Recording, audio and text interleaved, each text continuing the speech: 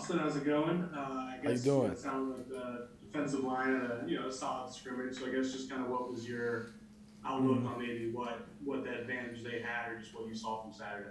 I mean, yeah, they got the better day out of us. Looking back on it, we just didn't do certain things as well as we thought we've been doing the past week. And we saw it. We made our corrections. We've been learning. Yesterday we went out, we executed, and we've been learning from our mistakes. So, but all props to them. They came out first scrimmage. They came out great, like everyone knew they would. So, Hey Austin, how you doing, man? how you doing? Good, good. Look, just working against that defensive line. Yeah. How deep are those guys this year? Deep. It seems like they do a rotation every 2 3 snaps, and like it always seems like I have to be on my feet like thinking, which is very beneficial for like the offensive line. Like going up against such like different, more adverse like looks, to where I could be going against BJ, I could be going against Ali, I could be going against Sony. Then the D tackles, we have all the D tackles as well. So they usually do. I don't really know their mix up or like their amount of reps that they do, but I know I go against all of them, and I'll just look up. I'm like, oh, I guess it's a new person this time. So, we're very extremely deep on that defensive line. I believe so.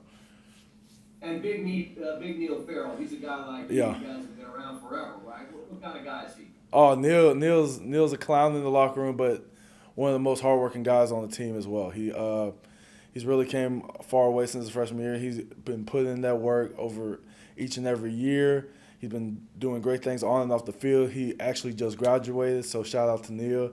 He's one of the graduates on the team, so we got some more. So but overall he's been having a great fall camp. He had a great fall camp. He had a great spring, and really everything's looking up for Neil Farrell. I'm really excited. So Hey Austin, this is Garland Gillen, Fox 8 New Orleans.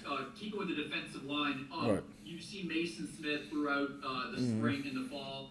I think Neil told me yesterday that he don't even realize that guy's a freshman anymore. Yeah. Can you kind of talk a little more about what you've seen from Mason there? And it seems like he's going to get a lot of playing time early in his career. I believe so. He's very gifted. He's a gifted athlete. He's a freak. Everyone knows the how big of a name he was coming out of high school.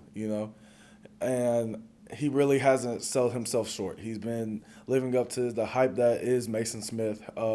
He's been doing great things for us. He's really giving all of us good looks, and he helping like some of the older guys get better. And I believe, yeah, he's going to get a lot of playing time. He's going to be a force to be reckoned with. Hey, Austin, Wilson Alexander from The Advocate. How you doing? Good, how are you? Kind of a random question here. Maybe y'all haven't even gotten to this yet, but there's Okay. new overtime rules in college football where y'all have to go for two a lot more often. if I Okay. understand it correctly. That's when y'all have That would have helped in implemented 2018. often. It's something like you have to implement more 2-point plays, or is it just like you have the plays that you have and you run them just closer to the goal line? I mean, that's more of a short yardage situation, short yards and red zone. So basically, the same things that we would do in that aspect of the game is more the stuff that we would do with that. And just, I guess, it's just more of that, like near the grit, you got to get it type situation. But yeah, that too, I just saw that would have helped a lot back in 2018 whenever, the whole 7 overtime game. So, but we're not going to speak on that. Hey, Austin, this is Glenn Weiss from LSU Country. Hope you're doing well. Doing we were well. talking with Max. Yeah, we were talking with Max the other day, and we asked him about Cole Taylor. Yeah. And he said that he's been kind of the pass blocking tight end or the blocking tight end of the two that are really being considered for that spot. I'm curious maybe what you've seen from him from a blocking perspective, and then Right. also just his overall development as a player this time. For Cole Taylor is going to be an eye opener for a lot of people this season. A lot of people don't think that Cole Taylor is going to be the player that he's going to be by the end of this season. He's going to be opening a lot of eyes. He's going to have his name on a lot of boards, top tight end possibly, But coming into his shell, coming out of high school, he was more of that lanky body type, But now he got in that weight room. He's ate this good, Louisiana food, helped him gain a little bit of pounds here and there, but all good weight as well. But really overall in his game, he's got more aggressive in the run game, and then also in the pass. He's not also going to be just a pass block tight end. He also can get downfield.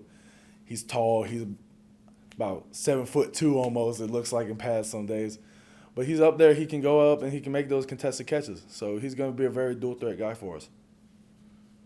Austin, Max was telling us that he really wanted to improve, the communication, the protections, checks, all that. I mean, he is still a young guy. How have you seen him just kind of step into that part of it, that mental part of that position? He's coming into his own shell in the aspect of just being able, sometimes when we have to run more of a certain situations call for a faster tempo of an offense, just trying to do that. And then he's back there. He's telling everyone come on, and rallying all the guys, and then keeping us in line, and also just on the sideline. If there's something else that's if he messes up, he'll come up to me oh my bad. He's taking a lot of accountability for things that he might mess up, and even some things that he didn't mess up personally. It's just, and we all congregate together. We all talk together. It's just from the offensive line to quarterback, and that relationship just. I see him just being more open to just hearing what all the other guys have to say, which is going to help him in his game as well, and he's just becoming a greater leader. So. Yeah, Austin, I guess following up on Max, we heard who was we were talking to mentioned that he's a very fierce ping pong player. Have you encountered this at any point, or is that kind of where his competitiveness really comes out off the field? Personally, I have not. I'll take this chance to challenge him. I'm not very good, but I'll see what I can do against him. Max, I'm coming for you on the ping pong table. But I've seen him do it. I've seen him play a couple times. He looks pretty legit. I'm more of a, pop it shot, shooting the basketball, or doing tic-tac-toe. We got a little tic-tac board in the locker room, but yeah, I haven't experienced it yet. I'm gonna go after him though. I'm gonna see how I can do. I'll let y'all know next week. Hey Austin, Jared Roser, UntitledChapter.com. You've been here long enough to see the ups and downs of not just the team, but also offensive line, good years, bad years, or less good years certainly. How pivotal do you guys feel like this group is? How much do you talk about that, take that to heart, those sort of things? I mean, just like you said, with that experience, I have seen the ups and downs, and I've seen what it takes to do the things that were considered the up season for the offensive line, and I've seen the things that we didn't do whenever we were down, and just being able to have that experience, and with my experience so far, just looking how we came. I believe today is day 10 of fall camp. I believe everybody in the room has done a great job of just maturing and just taking that leadership role that. And I told the guys this after the third or fourth day, nobody has a role bigger than the other person in the O-line room, I'm a guy, I mess up sometimes, but at the end of the day, I want to take accountability for it, and I'm going to have other people that are going to help me be accountable as well, to hold me to a higher standard. And then at the end of the day, it's just all five just keeping it tight, we have a little board in the room, keeping it tight and just holding everyone accountable and making sure we all do our job, Hey, Austin, this is Shay Dixon with 24/7. Max called Corey Kiner and Armani the next wave of thunder and lightning. Right, yeah. How would you describe those two now that you've gotten to see them across, summer and fall camp? I would definitely say electric. I totally agree with that. Definitely electric. Both of them have been making crazy highlight type plays. They both Armani, great running back, and then Corn, another great one. They're gonna do so much for us, and the crazy thing is that they're only freshmen.